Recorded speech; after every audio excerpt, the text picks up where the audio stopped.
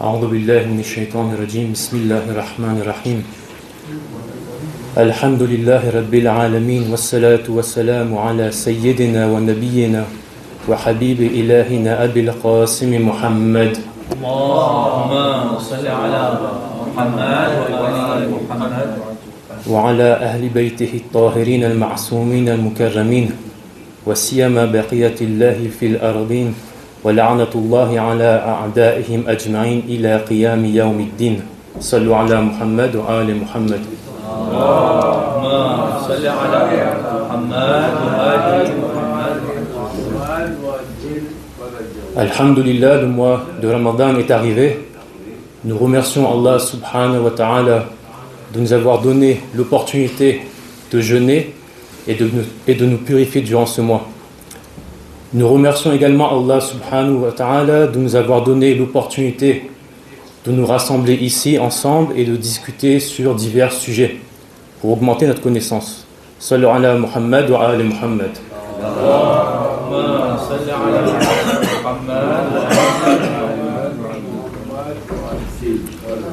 Comme premier sujet, je me suis dit qu'il serait bien de parler du mois de Ramadan pour comprendre et saisir son importance. Et l'une des meilleures sources que nous disposons pour comprendre les bienfaits, pour comprendre les fazilat, les mérites, les vertus du mois sacré de Ramadan est le sermon très connu de notre prophète qui a été prononcé durant le mois de Sha'ban, il me semble, le dernier vendredi. C'est l'une des meilleures références que nous avons à ce sujet. On a d'autres sources comme le Saint-Coran qui parle du mois de Ramadan, les versets différents du Coran. Nous avons des invocations spécifiques également qui se trouvent en début ou en fin du mois. Nous avons aussi des cours hadith sur ce sujet. Mais ce sermon, ce discours qui a été prononcé par le prophète est particulièrement riche et constitue l'une des meilleures références que nous avons. Et ce que j'ai prévu, c'est qu'on médite sur une partie du sermon, parce que le sermon il est assez long.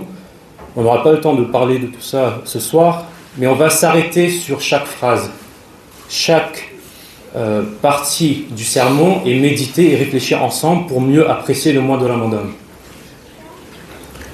Comme vous pouvez le voir, le titre, le sujet du dars est le banquet d'Allah. C'est un concept clé qui a été mis dans le discours du prophète. Inch'Allah, je vais expliquer un peu plus en détail. Donc le prophète commence son discours en disant: Ô gens, le mois d'Allah est venu à vous, apportant avec lui trois choses: la bénédiction, baraka, la miséricorde, le rahma, et le pardon, al-maghfira. Il faut savoir que les mois, les jours ont une réalité, une identité propre. C'est-à-dire que ce n'est pas juste quelque chose qu'on a inventé, c'est quelque chose qui a une existence extérieure. Le vendredi a une réalité.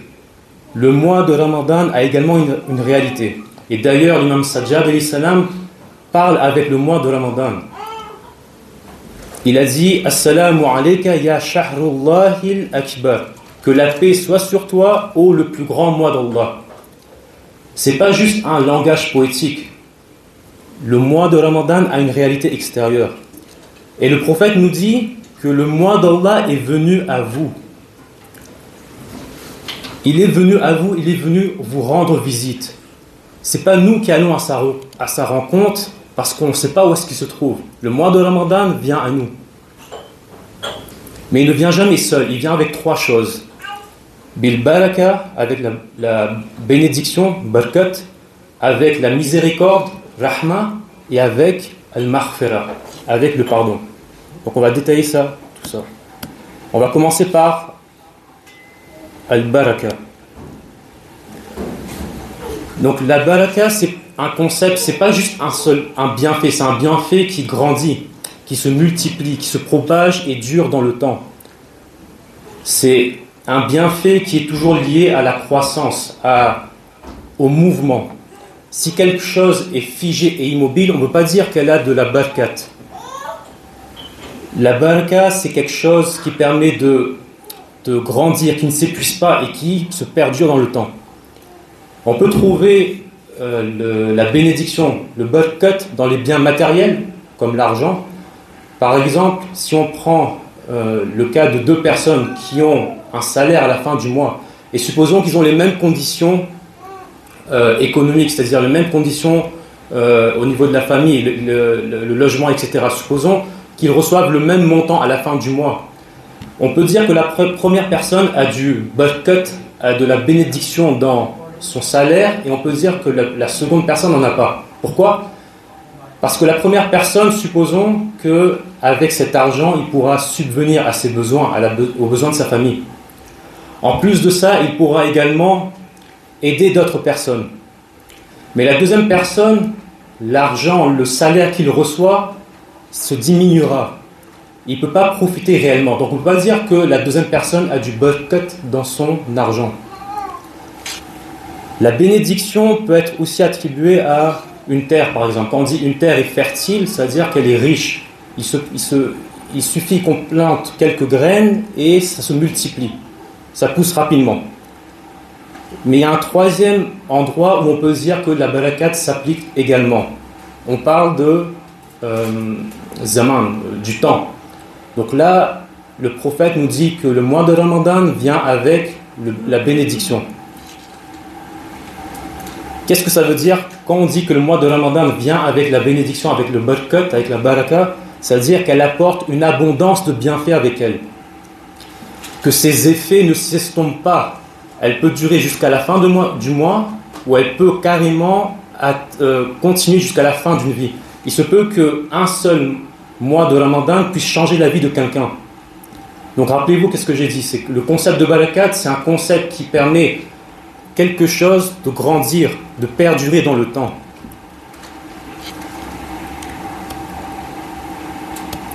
Deuxième chose que le mois de Ramadan apporte avec lui, c'est la miséricorde, al-Rahma. Bien évidemment, on est toujours entouré, que ce soit durant le mois de Ramadan ou en dehors du mois. On est toujours entouré par la miséricorde d'Allah, du Rahma. Mais on est plus particulièrement entouré de cette miséricorde dans le mois de Rajab. Le mois de Rajab a un nom qui est Al-Asab. Al-Asab, ça veut dire quoi? Ça veut dire que la miséricorde divine se déverse abondamment durant ce mois. Le mois de Sha'aban également a une miséricorde qui a un certain niveau. Mais le mois de Ramadan, on va dire, si on peut comprendre comme ça, c'est que le rahmat, la miséricorde, atteint son niveau maximal. Tout bienfait, toute bonne chose vient de cette miséricorde. Si Allah veut donner la santé, la guidance, le pardon, tout bienfait qu'on peut imaginer, toute bonne chose qui nous atteint, ça se découle de la rahmat, de la miséricorde d'Allah. Troisième chose que le mois de Ramadan apporte avec lui, c'est le pardon.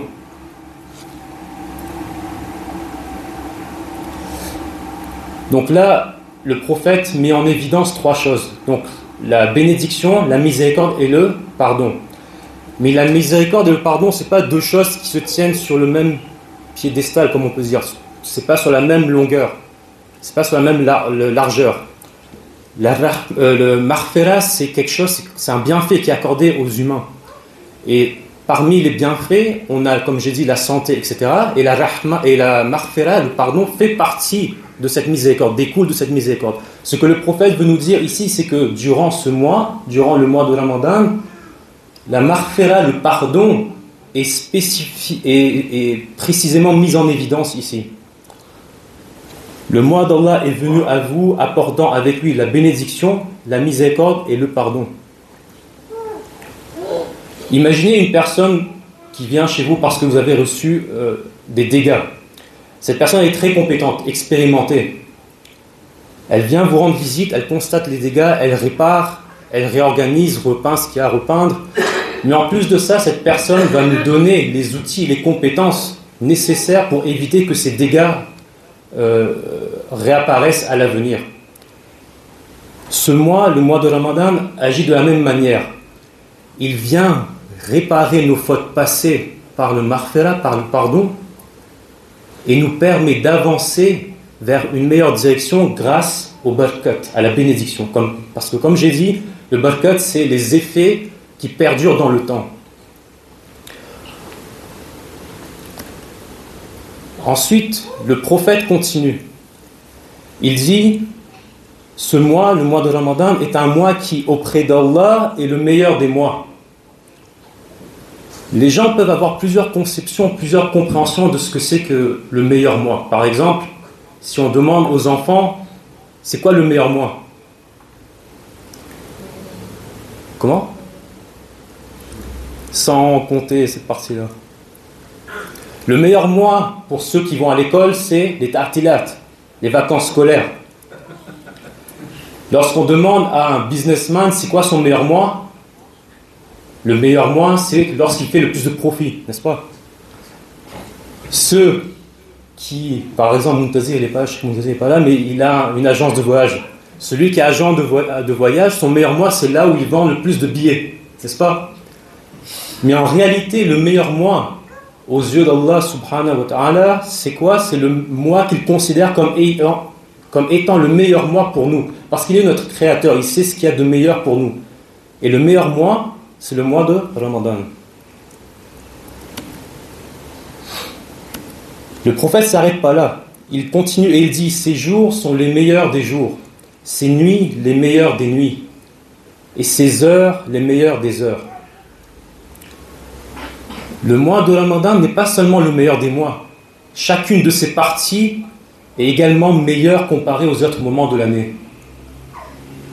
Si on prend un exemple, on peut dire que certains objets, lorsqu'ils sont réunis, toutes leurs parties sont réunies, cet objet a de la valeur. Comme par exemple, si je prends le cas d'un ordinateur, si je le vends tel quel, il a plus de valeur que lorsque je le vends en pièces détachées.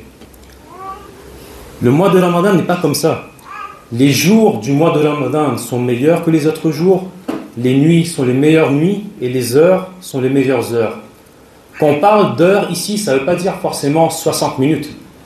Ça, en arabe, ça veut dire une portion de temps. Ça peut être 60 minutes, ça peut être 1 minute, ça peut être quelques secondes. On peut dire que chaque instant de ce mois est meilleur que n'importe quel instant autre dans l'année. Et si vous voulez, on peut comparer le mois de Ramadan comme un collier de perles. C'est-à-dire que chaque partie est une perle, chaque partie est précieux. Et l'ensemble de la perle, du collier, est également précieux. Donc chaque moment de ce mois a une valeur indépendante et précieux. Le prophète continue. Et c'est là que ça devient intéressant. C'est un mois durant lequel vous êtes invités au banquet d'Allah, au festin d'Allah. On peut comprendre plusieurs points à travers ça. Par exemple, lorsqu'une personne possède quelque chose de précieux, il se peut qu'elle garde pour elle-même. Elle le dit à personne. Parfois, une autre personne possède cette même chose précieuse, mais il ne la cache pas. Elle dévoile aux gens. Mais elle attend que ces autres personnes viennent lui demander. Et d'autres fois, par pure générosité, une personne qui possède quelque chose de précieux et divulgue à tout le monde, cette même personne prend l'initiative d'inviter les gens pour leur offrir ce bienfait. Et c'est exactement ce qu'Allah subhanahu wa ta'ala nous dit. Il a préparé des bienfaits pour nous, et parce qu'il est généreux, il nous a informés à travers son prophète, et nous a invités à venir les récupérer. Il nous a invités à son festin spirituel. Le deuxième point qu'on peut comprendre par ça, c'est que cette invitation ne concerne pas les proches élus d'Allah. Parce que le sermon débute par « Ya ayyuhan nas ». Il s'adresse à toute l'humanité, ô les gens. Toute l'humanité est conviée à ce festin. Et le troisième point, on peut comprendre que là on parle d'un festin divin. Le festin, le banquet divin qui est attribué à Allah subhanahu wa ta'ala.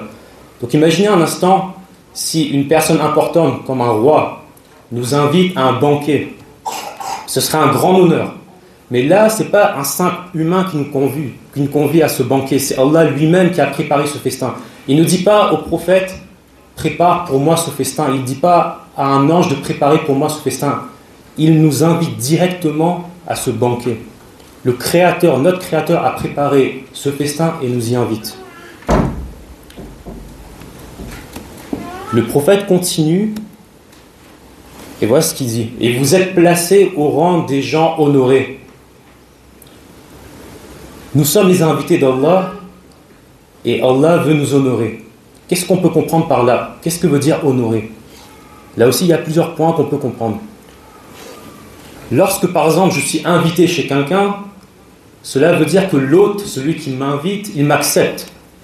Si on prend en compte les règles de l'hospitalité, si on est invité, ça veut dire que l'hôte, celui qui invite, celui qui accueille, nous accepte.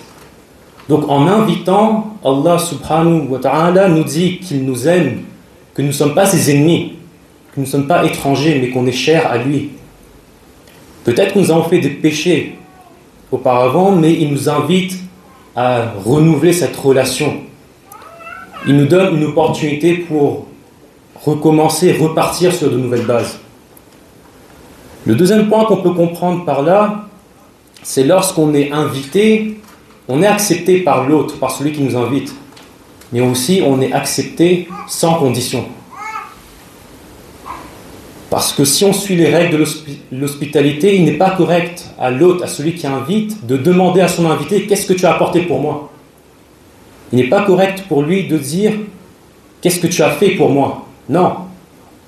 Bien sûr, si l'invité a rendu service à l'hôte, par exemple s'il a aidé auparavant, ça va créer plus d'affection, c'est normal.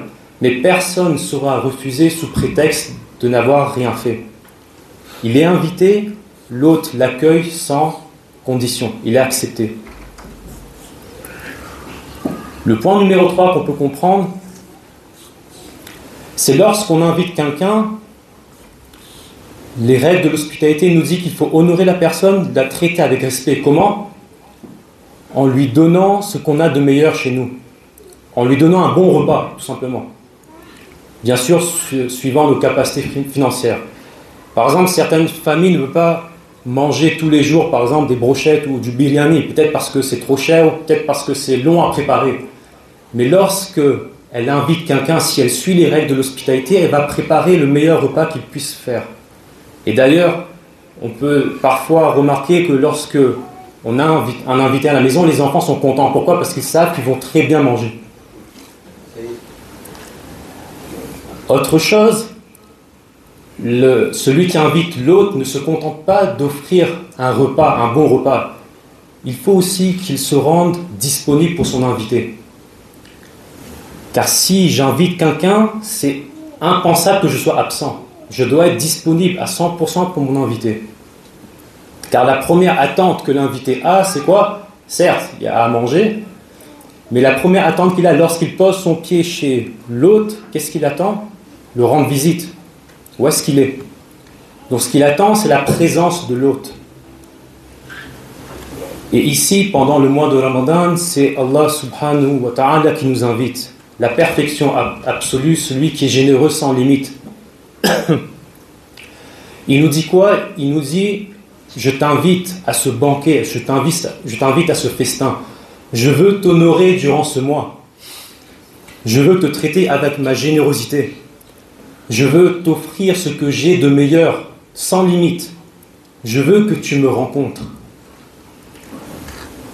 Dans le cas d'Allah subhanahu wa ta'ala, le simple fait d'être invité est un honneur.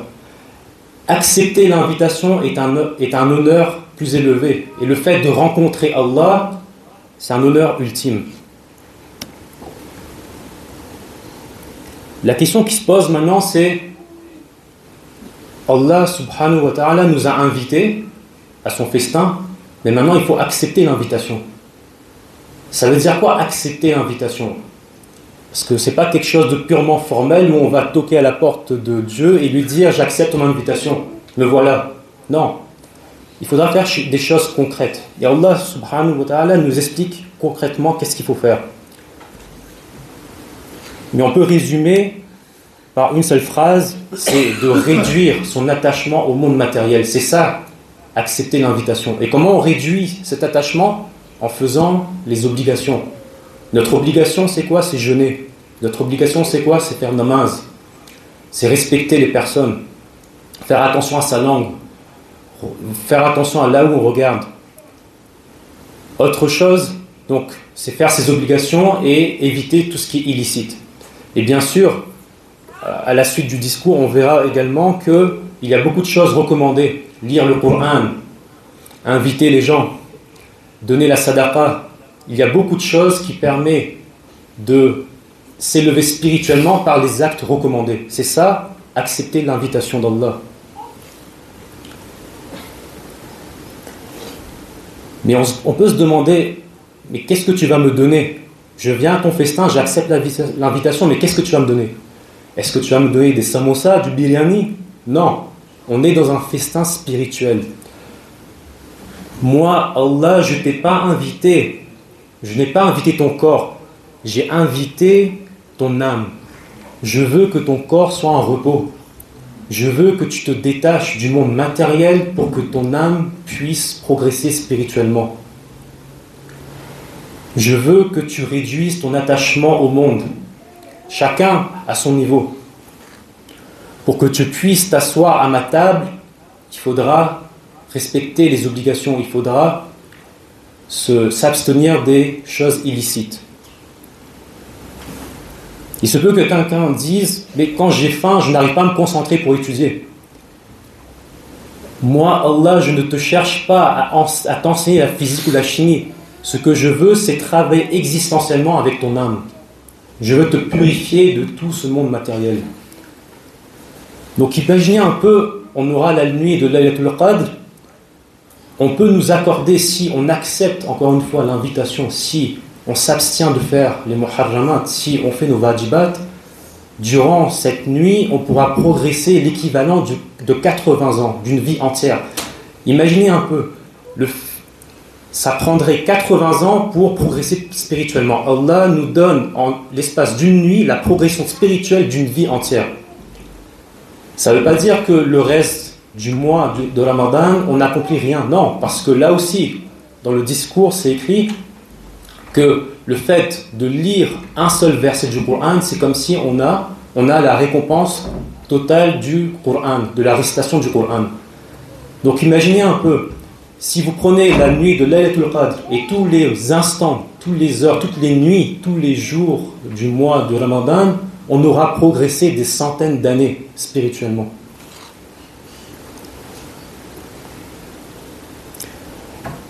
Il y a quelque chose d'autre qu'on peut apprendre aussi, c'est que on a parlé de l'autre, de celui qui invite, mais on peut parler aussi de l'invité, de nous. Comme j'ai dit, si on accepte l'invitation, on doit s'abstenir des choses illicites, on doit faire nos obligations. Mais l'invité, ce que l'autre, celui qui invite la personne, qu'est-ce qu'il attend? Il attend rien en échange, comme j'ai dit. Mais bien sûr, il faut respecter en tant qu'invité les règles de l'hospitalité, il faut être poli. Ça veut dire quoi être poli? Ça veut dire qu'il faut bien se comporter lorsqu'on est chez quelqu'un. Il ne faut pas se faire du mal à soi-même, se déshonorer. Et non seulement ne pas se déshonorer, mais aussi faire attention aux autres invités. Il faut prendre soin des autres invités. Par exemple, supposons qu'on ait plusieurs personnes qui sont invitées, il y a par exemple un enfant de bas âge qui est là. Et on voit que le père, par exemple, il ne peut pas manger correctement. Qu'est-ce que je vais faire? Je vais m'occuper par exemple de son enfant le temps qu'il puisse manger. Qu'est-ce qui va se passer? Je vais toucher le cœur de l'autre, de celui qui m'a accueilli. De la même manière, Allah nous a invités. Il nous a dit de respecter nos wajibat, de nous abstenir des muharramat. Mais la charité, l'aumône dans ce mois est très recommandée. Ça veut dire quoi? La charité, ça veut dire on s'occupe des autres personnes, des autres invités d'Allah. On s'occupe de leurs besoins. On ne leur fait pas de mal. Ça permet de gagner, entre guillemets, le cœur d'Allah subhanahu wa ta'ala, c'est-à-dire de se rapprocher de lui et de gagner sa miséricorde.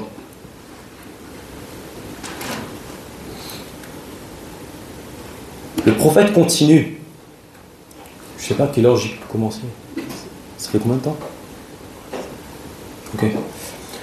Votre respiration durant ce mois est une glorification. Quand on est invité chez quelqu'un, chaque minute qu'on passe chez lui, on est considéré comme son invité. C'est pas parce que je dois faire certains types d'actions chez la personne, chez l'autre, que je suis considéré comme invité. Non, le fait d'être présent chez lui, ça veut dire je suis invité. Par exemple, si quelqu'un demande combien de temps tu as été invité chez telle personne, je ne vais pas lui dire « Attends, laisse-moi compter le temps que j'ai fait telle et telle action chez lui. » Non, je suis entré à telle heure et je suis sorti à telle heure. Pendant tout ce temps-là, j'étais son invité. C'est pour ça qu'Allah nous dit que je t'invite à mon festin, je t'invite chez moi, viens. Et si tu acceptes ton invitation, chaque respiration que tu prendras durant ce mois est considérée comme un tasbih, comme une glorification. Nous avons accepté l'invitation, on se retrouve chez Dieu, ainsi tout le temps où on est chez Dieu. Donc chaque respiration est comptée comme une glorification. Donc Allah veut nous honorer même avec notre respiration. Ça veut dire qu'on progresse spirituellement, on se rapproche d'Allah en respirant, en ne faisant rien. Le prophète continue et il dit « Votre sommeil durant ce mois est un acte d'adoration. » Lorsque la nuit arrive et qu'on est invité à dormir, est-ce qu'on peut dire que je suis invité seulement lorsque je suis éveillé? Non, je suis invité aussi quand je dors. De la même manière, on est l'invité d'Allah durant les nuits et durant les jours. Qu'on soit réveillé ou endormi, on est honoré. De quelle manière Allah rend notre sommeil comme une adoration, c'est-à-dire qu'on progresse spirituellement même en dormant. Le prophète continue en disant « Vos actions durant ce mois sont acceptées ». Pareil, si je reprends la même analogie, lorsqu'on est invité chez quelqu'un, tout ce qu'on fait est accepté par l'autre, par celui qui nous invite, par celui qui nous accueille. Il n'a pas d'attente. Au contraire, lorsqu'on vient chez lui, il va te dire « Reste, fais comme chez toi, tu n'as rien à faire ». Même le fait qu'on prenne par exemple une assiette et qu'on lave cette assiette, il ne va pas nous dire « Combien de fois tu as lavé cette assiette? Est-ce que tu l'as bien lavée ou pas ?» Non. Il va accepter la moindre chose qu'on ait faite. De la même manière, Allah subhanahu wa ta'ala accepte chaque action qu'on a faite durant ce mois. Vos invocations durant ce mois sont exaucées. Lorsque quelqu'un est bienveillant et gentil, si quelqu'un lui demande de l'aide, il va le répondre. Si cette même personne bienveillante, et supposons qu'elle marche dans la rue, quelqu'un l'interpelle et demande son aide, parce qu'il est de par sa nature bienveillante, il va l'aider. Mais si cette même personne bienveillante invite quelqu'un, qu'est-ce qu'on peut attendre de lui? Est-ce qu'il est possible pour lui de refuser l'aide de son invité? Non. De la même manière, nous sommes les invités d'Allah. Notre Créateur nous a invités, l'être le plus bienveillant, l'entité la plus généreuse de manière infinie. Ainsi, c'est pour ça que le prophète nous dit que les invocations durant ce mois sont exaucées. Les demandes d'aide sont acceptées. Et le prophète continue en disant « Demandez à votre Seigneur avec des intentions sincères et un cœur pur. » Et le prophète insiste particulièrement sur deux choses. Demandez à Allah de vous accorder la réussite dans le jeûne et la récitation de son livre. Parce que le jeûne est un élément fondamental pour le progrès spirituel durant ce mois. Imaginez lorsque vous avez une table magnifiquement dressée, plein de délices, mais qu'on ne s'assied pas. Le fait de s'asseoir à cette table, c'est jeûner dans le monde spirituel. Donc il faut demander à Allah, le prophète nous dit, demandons à Allah de nous aider à jeûner réellement, comme il se doit. Jeûner, c'est pas seulement s'abstenir de manger et de boire, c'est également s'abstenir avec tous les organes, que ce soit les yeux, les mains, s'abstenir des moyens, des choses illicites, faire les obligations, tout ça est compris dans le jeûne. Et le prophète nous dit également de demander à Allah de nous aider durant la lecture du Coran, c'est-à-dire de nous aider à profiter pleinement du Coran, de lire beaucoup le Coran, de nous purifier à travers le Coran. Et enfin, je termine avec cette dernière partie. Le sermon est un peu plus long. Là, le prophète dit « Le véritable malheureux est celui qui est privé du pardon d'Allah durant ce mois, durant ce grand mois. » Les personnes les plus en détresse sont celles qui sont passées à côté du pardon divin. Si on est invité chez l'autre et qu'on n'arrive pas à satisfaire son hôte, qu'on quitte sa maison sans avoir été pardonné, on aura forcément subi une grande perte. Au minimum, il faudrait qu'on réussisse à corriger erreurs passées. Et si on quitte ce mois sans avoir obtenu le pardon d'Allah, on a laissé la meilleure opportunité. Pourquoi? Parce que ce moment est le meilleur moment. Parce qu'on a été invité chez Allah. Donc quel est le meilleur moment lorsqu'on rencontre Allah de demander pardon? Donc pour terminer, comme on a dit, le mois de Ramadan vient avec la bénédiction, le barkat, le rahma, la miséricorde et le maghfira. Cependant, ces bienfaits ne sont pas accordés de manière automatique. Ça ne veut pas dire que le mois de Ramadan est arrivé, qu'on va tous bénéficier de toutes ces choses, tous ces bienfaits que j'ai énumérés. Non. Elles sont mises à disposition pour tout le monde, pour l'humanité. Et c'est à nous d'aller chercher, c'est à nous d'aller accepter l'invitation en nous abstenant des péchés, en faisant nos obligations, en faisant les choses qui sont recommandées pour progresser spirituellement. Ça vient de nous. L'offre, elle est là, elle est disponible. C'est à nous d'aller saisir. C'est comme si je vous disais qu'il y a telle opportunité financière, telle opportunité sociale. L'opportunité vient à nous, mais c'est à nous d'aller la chercher, c'est à nous d'aller saisir. L'offre, elle est disponible. C'est à nous d'aller de l'avant. Donc je demande à Allah subhanahu wa ta'ala de nous aider à accepter cette invitation et à progresser spirituellement, et que durant ce mois on puisse augmenter notre connaissance religieuse. Walhamdulillahi rabbil alamin. Sallu ala Muhammad wa ali Muhammad.